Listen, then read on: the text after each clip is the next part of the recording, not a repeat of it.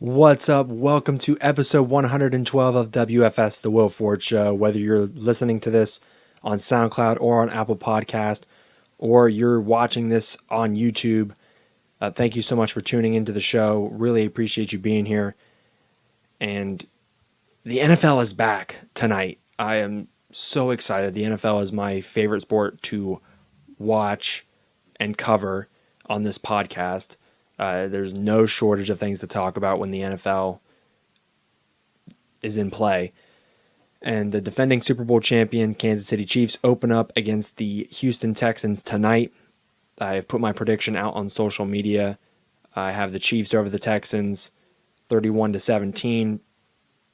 I'll talk about that a little bit more at the end of the show, but I want to start the show with the NBA playoffs. The Eastern Conference Finals, one half of it is set. We have a Game 7 in the other half of the Eastern Conference semifinals to be played between the Boston Celtics and the Toronto Raptors. The winner will face the Miami Heat. And the Miami Heat pulled off the upset of the playoffs, knocking out the number one seed Milwaukee Bucks, the best team in the regular season, beating them in 5 games. And Jimmy Butler was just the man during this series. And the Milwaukee Bucks, I think, since the restart, they just weren't the same team. They didn't play like the best regular season team. They had the best record, not only in the Eastern Conference, but in the NBA this year. And ever since the restart, playing in Orlando in the bubble, they just weren't the same team. They were one of the best defensive teams in the league. And Giannis Antetokounmpo was playing like the best player in the NBA, and he's likely going to win his second regular season MVP in a row. And he just wasn't the same since the restart. And he did get injured in Game 4 of this series. At the end of Game 4, he rolled his ankle a little bit, and then did not play in Game 5. And that doesn't sit too well with me. Now, obviously, if the injury is extremely severe and he is literally not able to move around at all on the floor in terms of jogging up and down the floor, making a drive to the basket. If he's not able to do that, then that's fair. But he was on the sideline walking around, standing up. During the fourth quarter, he was standing up the majority of the time, at least in my observation. I could be wrong on that, but it looked like he was standing every time the camera was cut to him. To me, if he's standing up and if he's walking around on the sideline, he can play. And I know 100% for sure LeBron James would have been playing if he had rolled his ankle. The late Kobe Bryant, doesn't matter what the injury is, it doesn't matter what the circumstances are, he's going to play. The only thing that kept him out was a torn Achilles. And he still shot 2 free throws, made them both, and then had to be taken off the floor. And that was in a meaningful game against the Golden State Warriors, a game they needed to win to secure a playoff spot back in the 2012-2013 season. And we know that Michael Jordan would have played, and a lot of other NBA greats and current NBA superstars would have played. And Giannis Antetokounmpo didn't play, and I feel like, that's a problem. For the MVP of the league to not play in an elimination game. It's one thing to miss maybe Game 2 or Game 3 of a series, but in an elimination game where you're down 3-1, you just came off of a victory where your team pulled it out without you on the floor, I feel like Giannis should have stepped up and said, listen, I need to play. I can do this. I'm fine. A moment that sticks out in my mind is Isaiah Thomas for the Detroit Pistons against the Los Angeles Lakers, playing on basically a balloon ankle. Rolled his ankle and it swelled up really bad, and he still went out there and played and was getting buckets. To me, Giannis should have done the same thing. I understand he's young, you want to preserve his career, but it's an elimination game in the playoffs. I mean, I would have played. Clearly, I'm not an athlete at all, and I'm not a great basketball player, but my mentality is I would have played. And I know a lot of the other NBA greats would have played. And it just doesn't sit well with me knowing he's going to be a 2-time NBA regular season MVP. And he was on the team that had the best record in the NBA this season. And they just couldn't do anything since the restart. They just weren't the same team. It doesn't sit well with me. And now Giannis is going to be up for grabs here pretty soon. The Los Angeles Clippers are interested. The Miami Heat, the team that just took him out, they could go and pick him up after this season. And there's plenty of other teams that are going to want to vie for his services too. One of the best two-way players in the NBA. He's not a tremendous three-point shooter, although he's improved in that area. He's not a tremendous three-ball shooter, but he's gotten better. He's incredibly strong, incredibly long, can jump from the free throw line and dunk over somebody. It's ridiculous. His athleticism and his ability to get to the basket with his strength and length is unmatched. And then with his defensive ability, he's easily a top 3 player in this league. But because you're a top 3 player, I think you have a responsibility to play in an elimination game. Like I said, if it was game 1 or game 2, or maybe even game 3, maybe you sit out. But if it's just a rolled ankle and you're in an elimination game, I think you got to play. You have to. Period, point blank. But I want to shift to something now. The Brooklyn Nets hired a new head coach recently, Steve Nash. And I know I'm a little late to the party on this, but Stephen A. Smith made comments about this hiring when it first went down, and then he has spoken about it in recent days. And I had a problem with his initial comments, and I still have a problem with a little bit of his rationale for why. I'll just explain it to you. So he basically believes, Stephen A. believes that Steve Nash was hired because of white privilege. Or maybe that's not the best way to put it. That's kind of taking it out of context. He believes Steve Nash is a heck of a basketball mind. Obviously one of the greatest players in NBA history, one of the greatest point guards, greatest passers, certainly an intelligent guy, and could be capable of being a quality head coach in this league. But with the lack of diversity in NBA coaching staffs, particularly with African American coaches, Stephen A. Smith feels that the system that's in place prevents black coaches from getting coaching gigs, and those guys have like the same resume or roughly the same resume as a guy like Steve Nash. So basically his argument is a white coach and a black coach have the same resume, a Hall of Fame NBA player, great basketball mind, all-star, MVPs, championships, whatever it is, and the white one's going to get hired over the black one. That's his argument. And so I kind of want to counter that. I'm all for diversity, and I think it's necessary, not just in coaching and professional sports, but just in every career and in every profession. I'm all for diversity, and I think it's got to be everywhere. But to me, coaching in sports is about one thing, and I think that's ability, and it's perceived ability. And I say perceived ability for the new coaches that don't have any coaching experience. I don't think it has anything to do with the color of someone's skin. And to give you a few examples, Derek Fisher and Jason Kidd, both NBA champion players. Derek Fisher is a 5-time NBA champion, one of the clutchest playoff performers in NBA history. He was first in the NBA all-time for career playoff wins, and he just got passed by LeBron James. He's an all-time great player and well-respected among people in the NBA. And then Jason Kidd is a champion as well, one of the best point guards ever, one of the greatest passers. Those guys are African American, and they got head coaching gigs straight out of retirement. Derek Fisher with the New York Knicks, and then Jason Kidd with the Brooklyn Nets. And then Kidd also then moved on to the Milwaukee Bucks. Had a little bit of success here and there, but is now an assistant with the Los Angeles Lakers. And then Derek Fisher is now the head coach of the Los Angeles Sparks in the WNBA. Those two right there, and this is in recent years too, this is within the last 5 or 6 years. Those two guys got head coaching jobs straight out of retirement.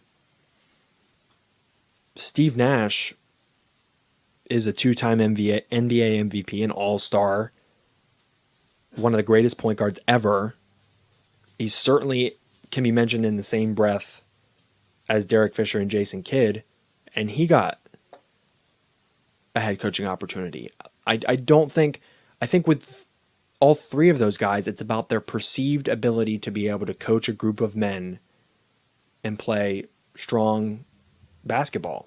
I think that's what it is. I don't think it has anything to do with the color of anyone's skin. I don't think with coaching in any professional sport, there's a system that prevents black coaches from getting a job. And I'm all for diversity. I think there should be more black coaches and more women getting these opportunities. But to me, in my opinion, I feel like it's just kind of the way it is right now. I think it's just kind of the way it is. It's kind of like the way the cards fell. To me, it's about hiring the best coach for your team. Kevin Durant and Kyrie Irving wouldn't have signed off on Steve Nash if they didn't think he was going to be a great coach. I know Tyronn Lue is out there. Sam Cassell is one of the most well-respected assistants in the NBA coaching under Doc Rivers. And Tyronn Lue is an NBA champion as well with the 2016 Cleveland Cavaliers and LeBron James. Like, those are great head coaching candidates, but they just may not have fit what the Brooklyn Nets wanted to do, what Sean Marks wanted to do for that organization. I don't think it has anything to do with the color of anyone's skin or anything like that. I really don't think it does at all. And to kind of shift it over to the NFL, they have the Rooney Rule where NFL teams are required to interview black coaches for a position. They don't have to hire them, but they're required to at least give them an interview. To me, that's just, I don't want to say it's dumb, but it seems almost pointless. So you have to give them an interview, but it's pointless if you're not going to hire them anyways. If you're a great coach, you're going to get hired. I feel like there's no gray area with that. I think it's black and white. You're either a great coach or you're not a great coach. Period. Point blank, end of discussion, in my opinion. If you're not a great coach, you're not going to get an interview and you're not going to get hired. To say that someone should be entitled an interview or a job just because there's not that much diversity in the field is ludicrous. You give jobs to people who you think best fit that position, and Sean Marks thought Steve Nash was the best to fit that position. Kyrie Irving and Kevin Durant signed off on it. I don't know what else to say. I really don't know what else to say. I don't think there is an issue with white privilege with coaching in professional sports. I don't see it as an issue. And I don't think Steve Nash was hired because of a predominantly white coach system. I don't really know if that's the best way to phrase it, but the NBA is made up of mostly white coaches, I guess, and that's just how it is. I don't think there's any rhyme or reason to it. The best coaches are going to get head coaching jobs. Plain and simple to me. But now the last thing I want to talk about here in episode 112 of The Will Ford Show. Week 1 of the NFL season. The Kansas City Chiefs, the defending Super Bowl champs, against the Houston Texans. I already told you the prediction. The Chiefs are going to win. But I got to tell you why. And I will do a Ford food chain listing the top 10 teams in the NFL. That'll come out over the weekend. I won't put it in this podcast, but I will list them in a graphic, and I'll put that on social media. Spoiler alert, the Kansas City Chiefs would be number 1. I think it's just because of their offense. Their offense is so not necessarily dynamic because they don't have the best running game, but their passing attack is just unbelievable. You have Tyreek Hill, McCole Hardman, Travis Kelce. They added Clyde Edwards-Helaire, who is an excellent receiving back out of the backfield. He's not fast, but he's shifty and he can break a lot of tackles. And I think that's perfect for Andy Reid's offense and perfect for Patrick Mahomes in his third year as a starter. Their offense just has so much continuity. And with everybody returning, and if you look at the Houston Texans, Deshaun Watson has an entirely new supporting cast around him. DeAndre Hopkins was traded to the Arizona Cardinals for David Johnson, so he's got a new running back in the backfield, a running back who doesn't have the best of contracts and has been injury plagued over the last couple of years. He hasn't been the same running back. Still talented, can be what he once was, but he just hasn't shown it in recent years. And with an offensive line that's really not as good, it's kind of the same as what's in Arizona. I don't know if he's going to necessarily be the running back he once was. And then they just have an entirely new receiving core as well. They still have Kenny Stills, who was there last year, but they added Brandon Cooks in a trade with the Los Angeles Rams. He is a speedy receiver that Deshaun Watson can throw it up to. They still have Will Fuller, but he is hurt all the time. And it also seems like he either, every ball that's thrown to him, it's either a touchdown or a drop. There's not a lot of consistency, but he can get red hot. It just depends on if he's healthy. And then they did add Randall Cobb, signed him in free agency. He was with the Dallas Cowboys last year, a great slot receiver, one of the best slot receivers in football, in my opinion. That's a largely new receiving core. And when you add in that Will Fuller is in and out of the lineup throughout the season, that's not going to make for a lot of continuity. I think the Texans are going to start off slow offensively in this game, but really in the first couple of weeks in the season. And it also doesn't help that there's no preseason. So these guys can't really get proper game reps and get used to the speed of the game and develop that chemistry. So it's just not going to be there week one against the Kansas City Chiefs, and it's not going to be there for probably the next couple of weeks. Kansas City, however, yes, they're also going through the same thing of not having a preseason, but I don't think it's necessarily going to matter because the only addition they made on offense was their running back, Clyde Edwards-Helaire. Tyreek Hill, Travis Kelce, they've been working with Patrick Mahomes for the last 3 years, so the continuity is there. And I think they're going to win this game week one, 31-17.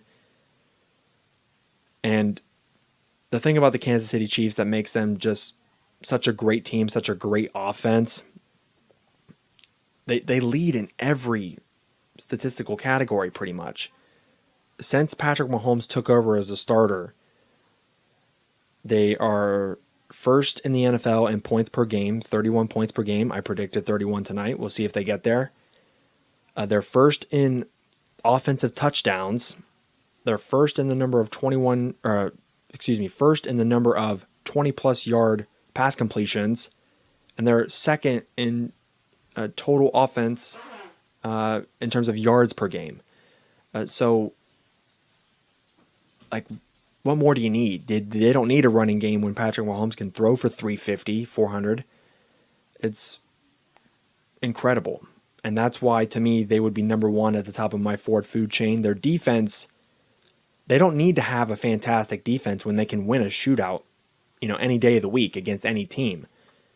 Their secondary has improved over the years. They did bring back Chris Jones on the defensive line, so the interior of that defensive line is going to be solid. But their defense has never been their strong suit. It's always been their offense. And Andy Reid is an offensive-minded coach. And as long as everyone's healthy on that offense, they're going to be humming all year. And I predict I don't know if this is necessarily a bold prediction or not. I don't think there's going to be a Super Bowl hangover. I think this is a start of a potential dynasty, a team kind of like New England who is in Super Bowl contention every year, wins, 6 Super Bowls in 20 years, something like that. It could even be like 4 or 5 Super Bowls in 10 or 12 years. They could be that good. We'll see, but they're just such a great offense, and with who they have and the continuity they have created, it's going to make it difficult for the Texans to beat them tonight. And I predict, a 12-4, 13-3 season for the Kansas City Chiefs in the AFC West, which I argue is the toughest division in the NFL, especially in the AFC. But Chiefs over the Texans tonight, 31-24. And then I'm going to make predictions for other matchups around the NFL, probably every other game going on this weekend on Sunday and on Monday Night Football. Thank you so much for tuning in to episode 112 of The Will Ford Show. Make sure you rate and review the show on iTunes, like and comment on SoundCloud, and then follow me on social media, on Twitter at The Will Ford Show, on Instagram it is at Will Ford Show, and then you can search for my Facebook page. My Facebook profile is under William Ford, because that's my full name, but then you can just search for the Will Ford page, the Will Ford Show page, and then you can also check me out on YouTube as well. And thank you so much for listening. This has been The Will Ford Show.